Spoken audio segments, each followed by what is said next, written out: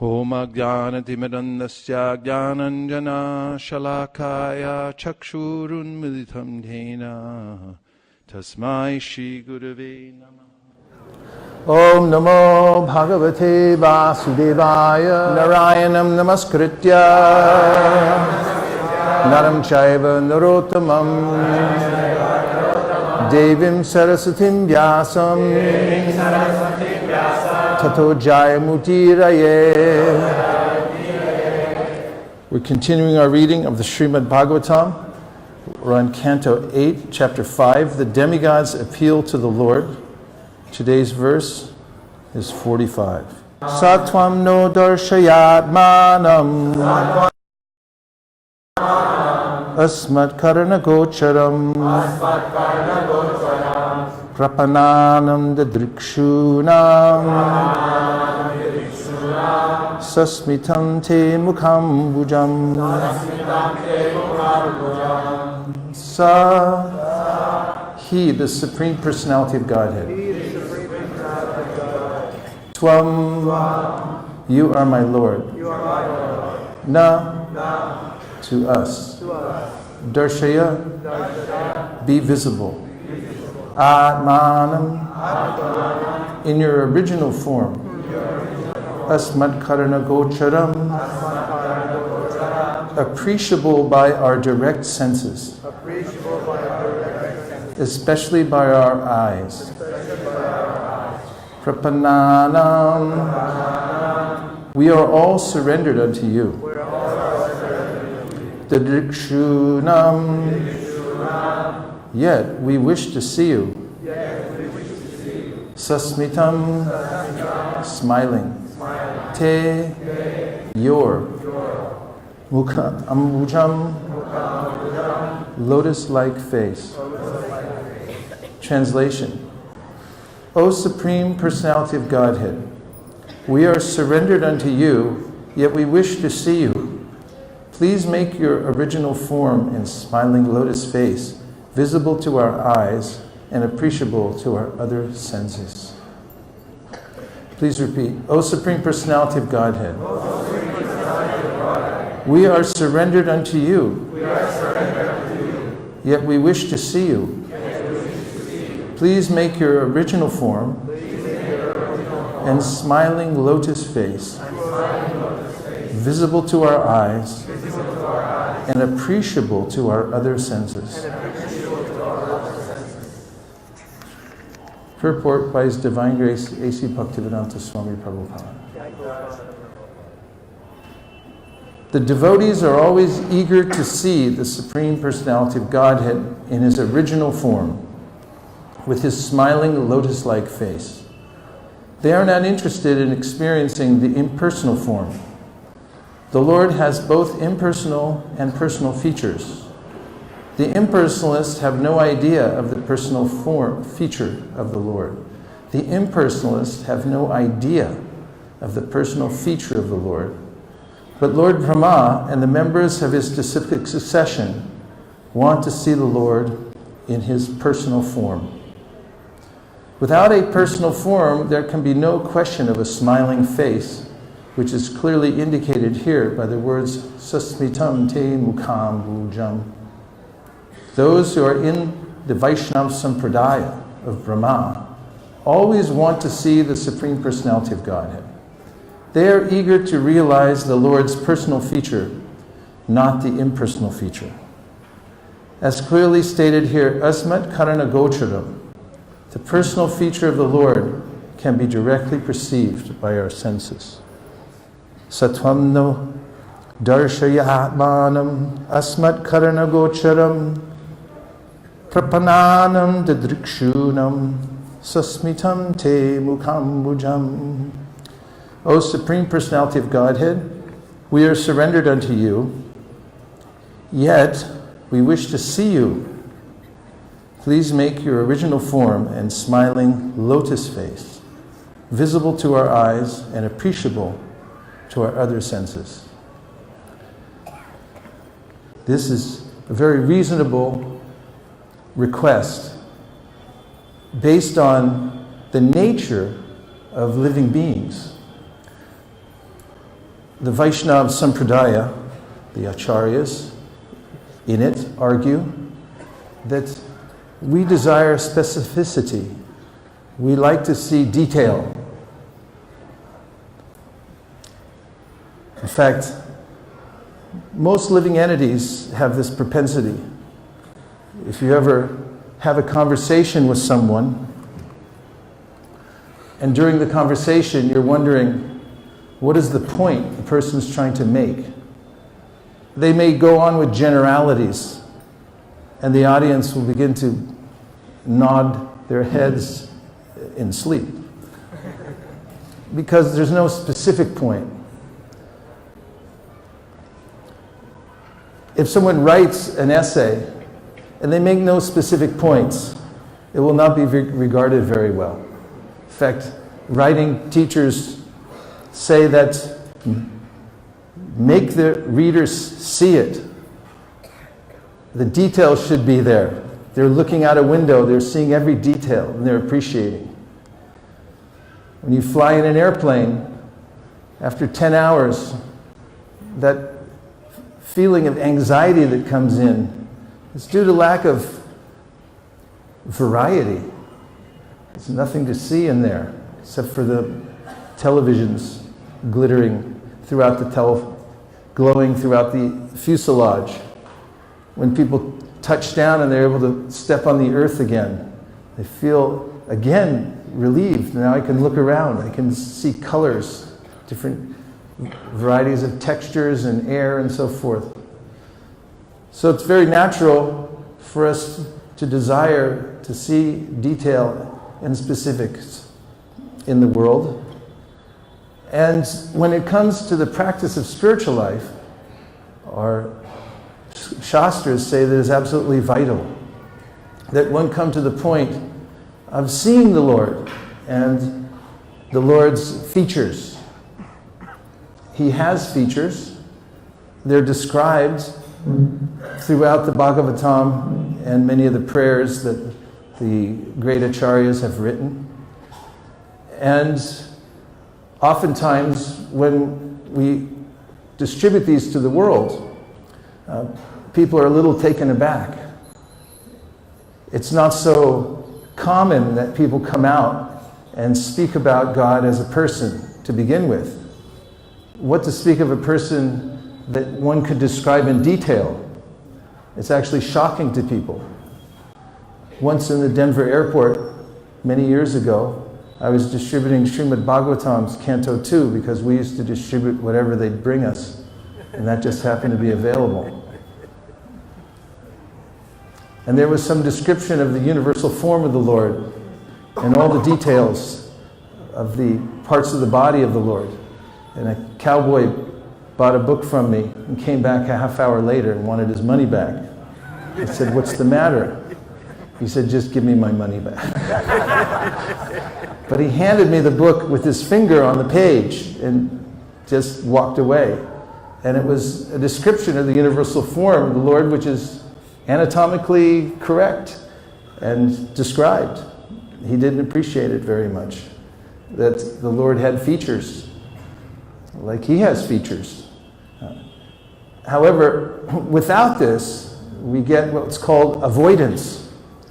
The whole strategy in the material world is called avoidance, which is an interesting word because we talk about it in our Siddhanta, that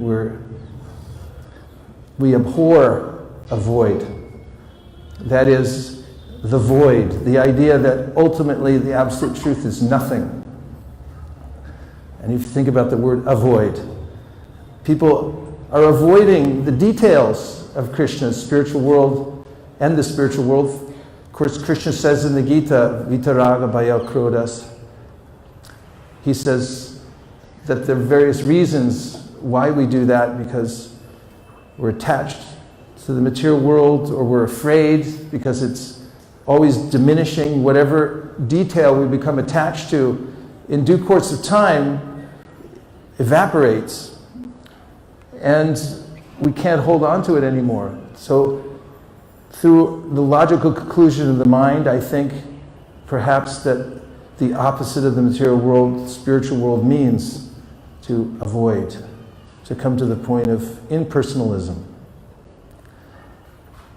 Therefore, it's a great boon to the world that we have the Srimad Bhagavatam, Anarto Pasanam Sakshat Bhakti Yoga Mahoksaje Lokasya Ajanato Vidmams Chakre Satvata Samhitam. Srila Vyasadeva had a conversation with his spiritual master and came to this conclusion. This is in the 5th chapter of the Bhagavatam, 1st canto. Narada told his disciple Vyasadeva that unless you describe more vividly the details of the spiritual world, of the personality of God in Himself, and people will stay asleep in material life. And they won't wake up and become attracted to the detail, the specificity of the spiritual world if they don't have the superior image to look at, or a place to concentrate their minds. That's also confirmed. 10th canto, when the demigods were praying to Lord Krishna in the womb, saying that your coming to this world is a great benediction for everyone, because then we'll be able to see you. We'll see your face. We'll see your activities. Yene rivinnaksha vimuktamaninas tvayasta bhavadadafushuda puraya aruya krishnena parampadam tata patantyato nadirta yushmadangraya. They said, unless people are able to see your face, paraphrasing, Yene ravindaksha vimuktamaninas. The Lord has eyes, and they're beautiful. And unless one comes to know this, means that there's some relationship. Those eyes are looking at you, noticing what you're doing or not doing, and you feel that personal presence in your life, and you have a place to focus your attention on the beautiful form of the Lord.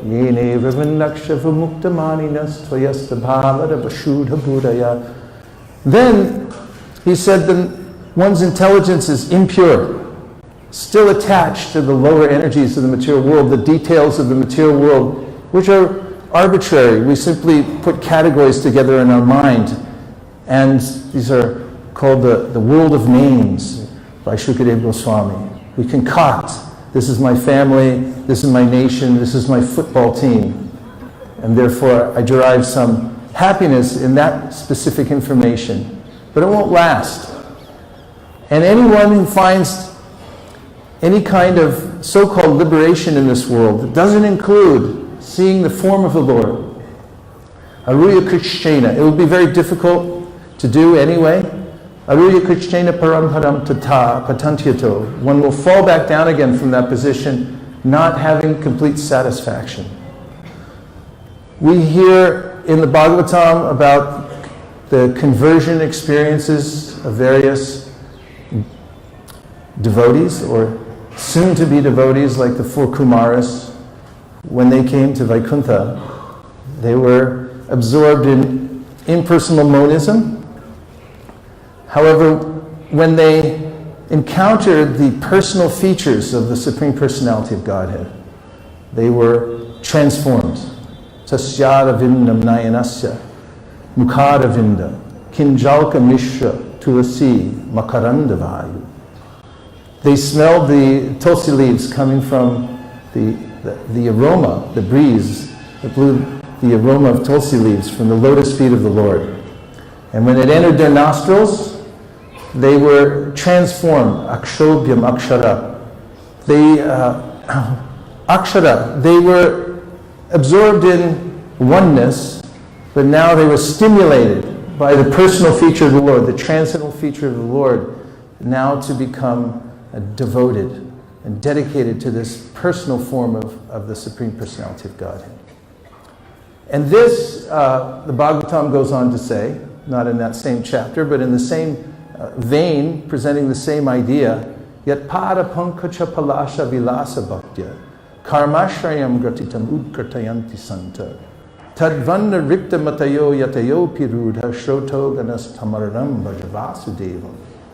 That the devotees, because they have this to relish, for instance, when devotees do deity worship, they see the pinkish feet of the Lord when they're putting flowers down. That has some effect on the heart and the mind. They put the Lord to rest. They take the form of the Lord, put him in a little bed at night, put a little cup of milk. You can't help but think of the personality. So the devotees have this. Yet para pankacha palasa vilasa bhaktya. There's variety and nectar that emanates from the personality of Krishna. And because they have that, karmashrayam gratitam utkratayanti santa. These santas, who are attached to the personal form of the Lord, are able to cut the knots of attachment to the material world. This is an argument Prabhupada makes at the end of the 15th chapter of the Bhagavad Gita, when he says that all practitioners of devotional service must first overcome weakness of heart, irrational attachment to matter, and then investing oneself more and more in it and becoming more attached. This is called weakness of heart, otherwise known as woe, W-O-H. And then he suggests that the first 5 verses of the Bhagavad Gita will divest us of this, or will give us strength and resolve to go ahead in spiritual life. And of course the first 5 verses describe how we're lost in a material world that we can't understand, and we're simply looking at various varieties in the material world that have no meaning because we don't know how they're connected.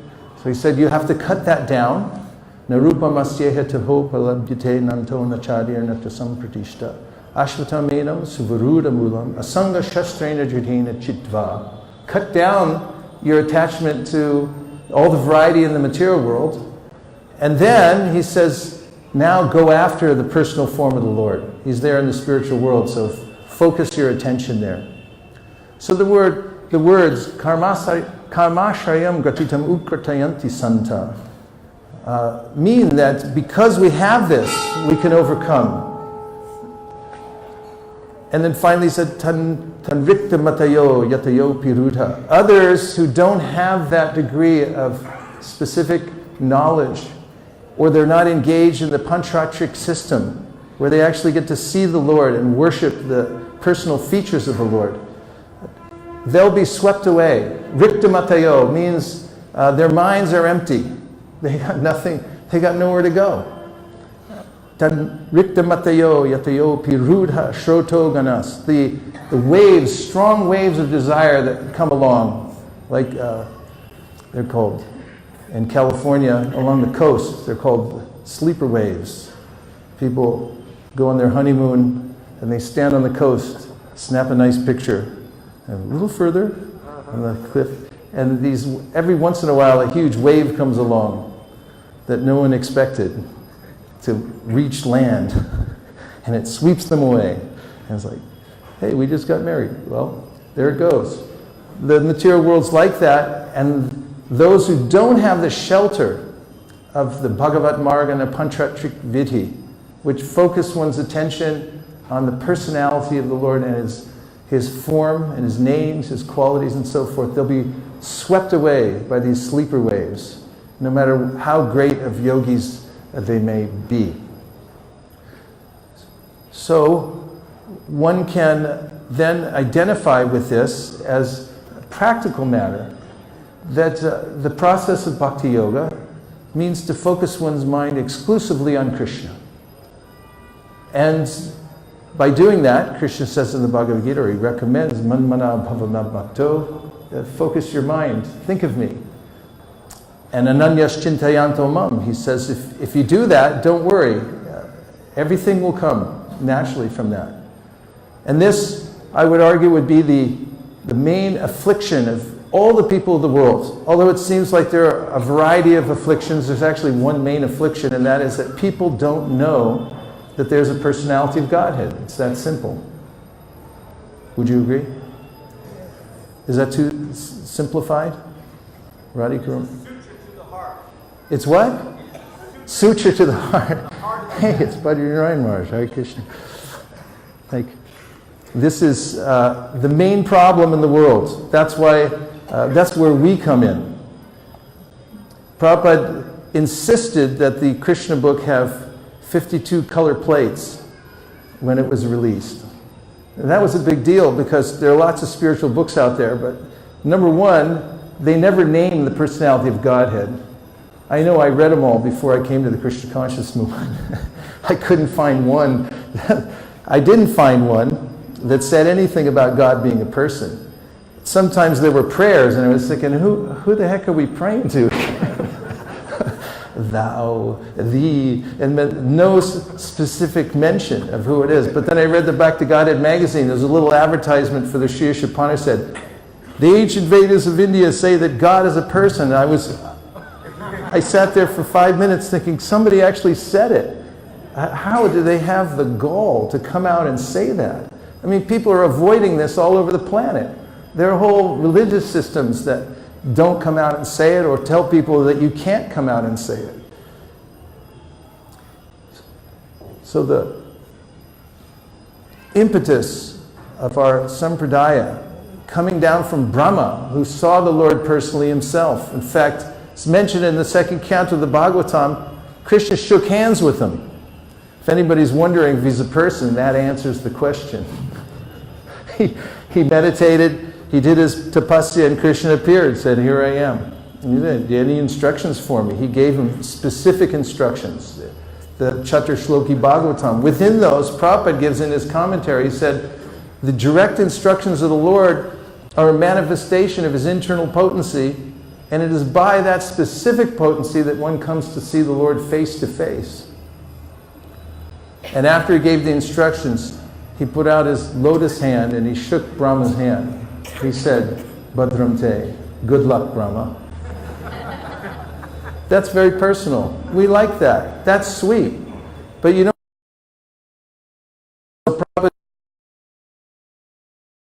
he made sure that the world could see Krishna, the Supreme Personality of Godhead, and could read about his pastimes. And according to Sri Chaitanya Mahaprabhu, this is the medicine that will cure the ills of the world, realign people's focus. They're suffering for lack, as Chaitanya Charan Prabhu says, of a worthy object of vision. Where to place my attention. Bahushaka hinantascha. It's all splayed out. But if one then comes in contact with Krishna, one has an idea where to place one's attention, one will become happy, the heart will become satisfied. Yat pada pankacha palasha vilasa bhaktya. In fact, Bhagavatam even goes further. Later on, Vikriditam vrajavadubiraham cha Vishnu shradhanvito na shinuyara navarna yadya bhaktim param bhagavati pratilabhya kamam hrid rogam ashvapahinot yacharena tira. If you come to be fascinated, if you have faith in, you develop your faith and you become fascinated with the beautiful pastimes of the Lord in Vrindavan, with his friends and lovers, you'll be able to overcome altogether the rogue disease of the heart, which is lust, irrational attachment to the variety of the material world, which obviously won't last, but people have nowhere else to go.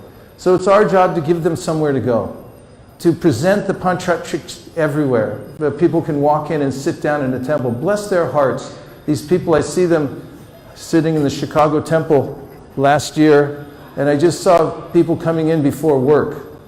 They're on their way to work, and they sit down for about 10 minutes. They're not doing anything except just sitting there looking at the Supreme Personality of Godhead. I was standing by watching about 4 or 5 people, and I was thinking, what a blessed scene. They're able to just sit there and look at Krishna and then go on their way. Life satisfied, happy. What about everybody else? They get to see Home Depot, Walmart, millions of 7-Elevens. This will not satisfy the heart. And whatever images they're seeing more and more of on Facebook, which is an interesting indication also, relates to this, because we're talking about basically this idea, hiranmayena patrena satyasyapi hitam mukam. Everyone wants to see the face of the Lord, As everyone's looking at Facebook, that's why it's attractive. I mean, don't you hate it? You go on Facebook, you're looking somebody up, and they don't even put their face on there. They're just that little non-specific image. They didn't want to put their face in for some reason. Or they put all pictures of everybody else, but not of them. It's like, who is this person? We want to know. And that's what devotees want also. And the people of the world want it, but they're not getting it. So we have it. So it's our duty to give it to the people of the world through Panchatrix, Vidhi, and Bhagavat Marg. Mass distribution of knowledge about who the personality of God it is. Systematic teachings everywhere to bring people up from the lowest levels to the highest levels of understanding of why God could be a person, scientifically presented.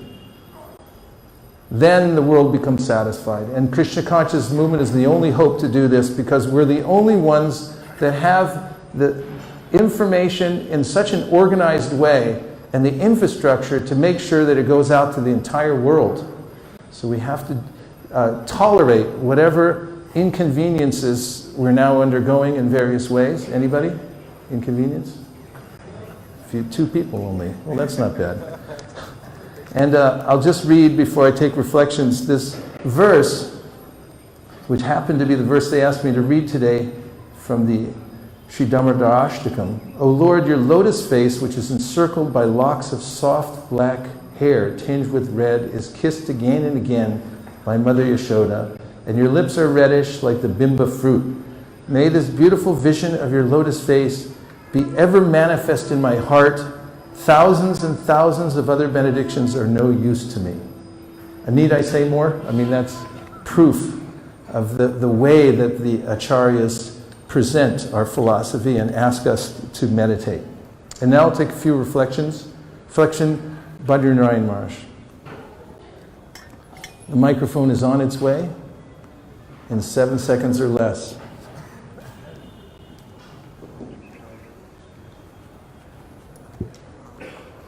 So, you know, I've heard this before, and it's just wishful thinking. Because we have a form, therefore we can only think in the sense of forms. So we project the idea that the Absolute has a form, because that's all we can relate to and understand. Because our own limited scope of conception. We see order in the world. There's no order, there's no pattern. When we were hunter-gatherers, we had to sort information, and therefore we just form things. You know, we project order and pattern because that's the only way we can process so much information is coming at us. So really, there's no form, there's no order. It is just your wishful thinking. Thank you. Move on to the next person. In our interactions with people, we find that they're actually living entities. There are living entities inside, and they have feelings. And they have feelings that go in a certain direction. It's one of the benefits of teaching Krishna consciousness to others. Although there may be rationalities to avoid coming to the point of accepting that there's a personality that from whom everything else emanates. It is a very logical supposition, that there is a personality, because logically the source, or divine source of everything, will have everything that is there within creation and more, because it's the source of that. Beyond such logical arguments, we find that people who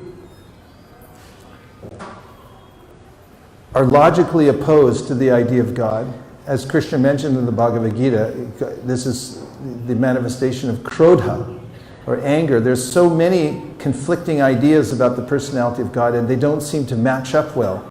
And therefore, the person becomes annoyed, angry, actually.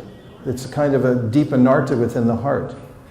However, we see as teachers of Krishna consciousness that people's hearts change when they come in contact, specifically with prasadam, with devotees. And this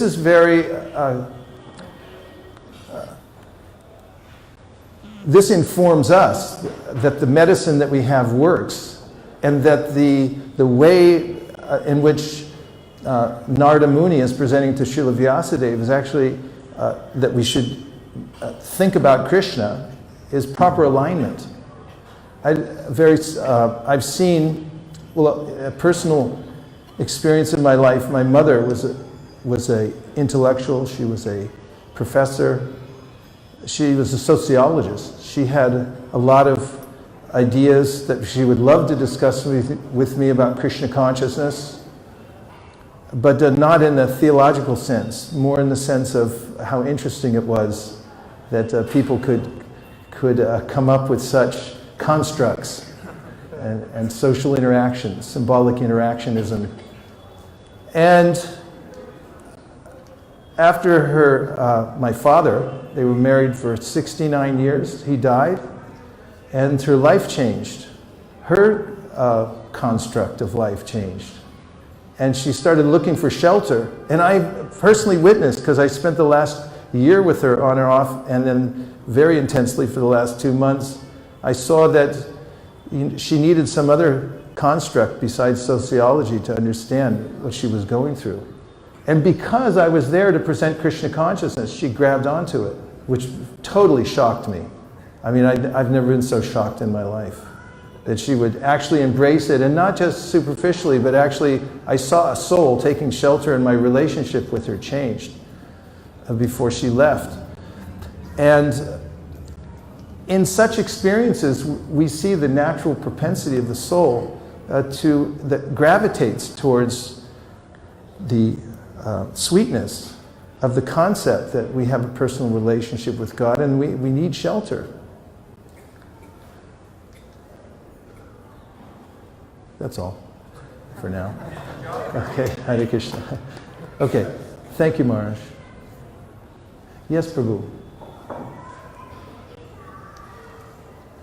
Hare Krishna. Hare Krishna. As time changes, before we are hearing Bhagavatam and everything, the Prabhupada gave one example of his telephone. He said it was very difficult to get the telephone during those times. He has to pay the price and get the telephone. So, night time people are asking, how are you? He said, what is this? This is a disturbance. So sometimes we feel that whatever the technology is coming, sometimes this technology will feel disturbance. That is this problem. It was a reflection, basically. I'll just make a quick comment. My idea, philosophy is, if it's worth speaking, it's worth broadcasting. I mean, if it's not worth broadcasting, unless it's a private meeting, but if it's worth speaking in public, then broadcast it. Otherwise, we're guilty of not using those things that are obviously being made available to us by Lord Chaitanya to spread the movement in a mass way. And therefore, go big, don't go small. Don't become a Luddite and think, okay, let's shy away from technology. Fully embrace it. The way that Srila Bhaktisiddhanta Saraswati Thakur did, the way that Srila Prabhupada did, we should also, but extremely selectively, for giving complete thrust to the passing on the mission of Krishna consciousness, we should go high-end on everything. In fact, when we build a new temple, my feeling is that that brick and mortar, yes, it's important, but simultaneously we should also develop with as much verve and with as much investment the digital presence that we have that goes along with it, so that we connect people. So we're not afraid of technology. We see it as an energy that Krishna has given us. It's like electricity. Don't touch it on the wrong end, you'll be sorry. But take full advantage of it so that the Krishna conscious movement can expand. Other reflections? Yes, Chandrasekhar Prabhu. Nice to see you.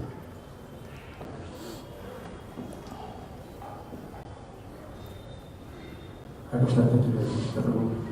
Sometimes devotees have discussions on Bhagavad Marg and Pancharatrika, which you mentioned several times in your lecture, in terms of defining specifically what constitutes and what does not constitute Pancharatrika or Bhagavad Marg, or where like geographically speaking, in a temple, for example, or in one's home, Bhagavad Marg takes place, or Pancharattrika takes place. And given that both are very different from my limited understanding in terms of rules and regulations, in terms of their very constituency, I was wondering if you could explain to us, or at least to me clarify the distinction between Bhagavad Marg and Pancharattrika. You mean for living in a house? Or in a temple context, for example. For example, right now, my understanding is that we're doing Bhagavad Marg. Yeah. Hearing the chanting.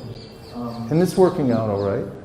You've got the deities there, and then no one has their back to the deities really, and we worship the deities, and then we have that. They meld together quite nicely, I think. If you have a home, you can have an altar where you can see the form of the Lord and bow down to Him and offer Him a plate of food and say, please, would you accept this? And then you can invite friends over, family, and you can chant Harinam and then read from the Bhagavad Gita. And then you've got both together. And yeah, so they go, sometimes described there are two trains on different tracks. You need both the tracks that take you along, but I think they're quite, what I've seen, they're integrated quite well. Thank you. Thank you. Yes. 1, 2. Keep your hand up so they can see you. Okay. Param Drashtvani Vartate. Can you please explain to me how it can happen in individual lives? What's that? Param Drashtvani Vartate. Param Drashtvani Vartate.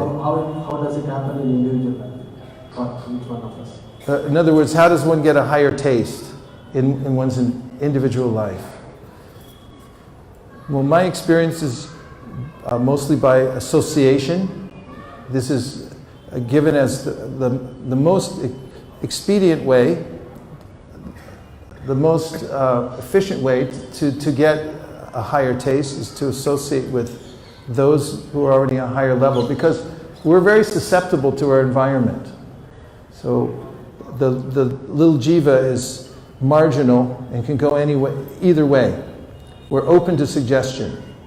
So if we put ourselves in the association of those who already have a higher vibration going, then we'll naturally pick up on that vibration. So one has to use one's intelligence. This is actually the meaning of intelligence, to be able to put yourself in front of transcendental sound vibration, which means in the association of devotees who are like-minded, who have more impetus to hear and chant. That's very helpful. Also, if one doesn't have a taste, if we have intelligence, we can regulate our lives in such a way that we will get a taste. As Krishna describes in the end of the 3rd chapter of the Gita, when he says, Evam buddhi param buddhva samstab yatmanam atmana jahi shatram mahabaho kamarupa durashadam. He said you should use deliberate spiritual intelligence to bring yourself up to the level of a spiritual taste. Because in the beginning I may not have taste, but at least I can have intelligence. Enough intelligence to follow the process properly, and then I'll get a taste. Yes? Hare Krishna Prabhu. My question is a little bit about purifying my consciousness. So my question is, Satyavrat Muni is asking regarding the benediction he asked. I learned that the benediction he asked, it's not one of the highest desire. And when we read the Damodar Ashtakam, it looks he's very upfront about asking the benediction, and also referring to Lala Kubera and Manadriva, insisting to get this benediction. So I was wondering, this prayer has been given so much importance, especially in a whole year. We have 1 month of Damodar Ashtakam, chanting and praying, meditating. If you can say something on that. Could you redefine what you mean by that? The prayers that Satyavrat Muni is, the benediction he's asking to the Lord. Which is? to always see the vision of the Lord. Yeah, that's a good thing to ask for. Devotees pray in different ways. And as Radhika Raman, the great Pandit and pure devotee who lectures around ISKCON, grew up in Krishna consciousness, points out, the prayers that we often find tedious throughout the Bhagavatam show the relationship of the particular devotee with the Supreme Personality of Godhead. And when we pray, really what's in our heart is going to come out. And we have to do the best we can with what we have right now. And of course we can offer prayers from those who are more advanced, and we do that. But ultimately Krishna knows what's in our heart.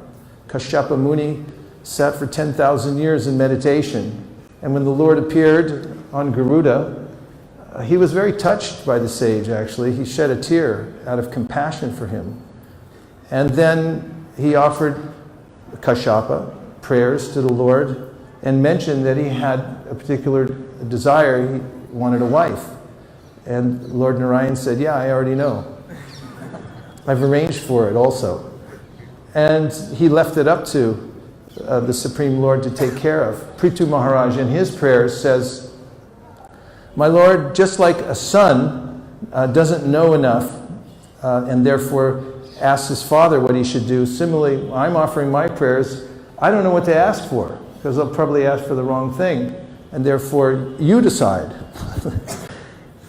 what kind of thing I should ask for. But in these prayers, the devotees perfectly aligned in asking to see the form of the Lord. This is very much in line with the verse we're hearing today, that to let me see your face. And as I mentioned, there's 2 verses in the Sri Upanishad, including Hiranmayena Patrena, etc. And the other one is, anyway, there's another verse that, what is it?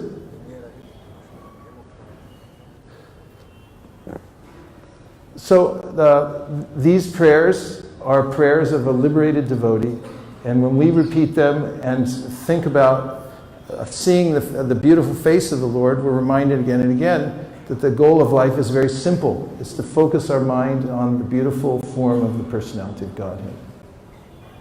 Hare Krishna. Yes, Prabhu.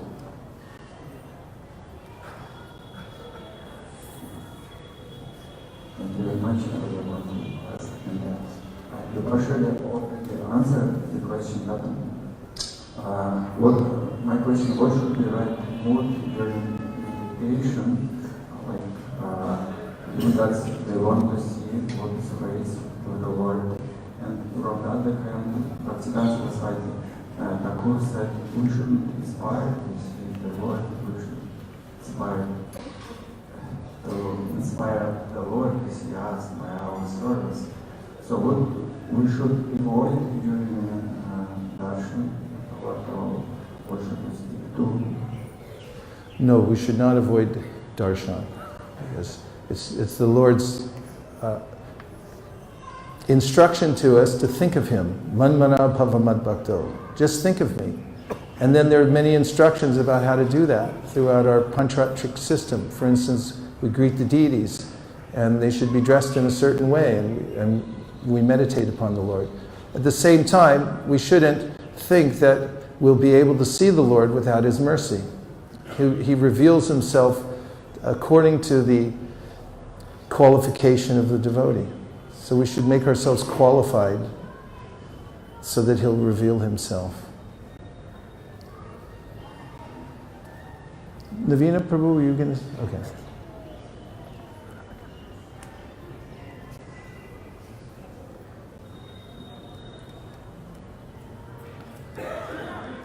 Prabhu in the back for the close.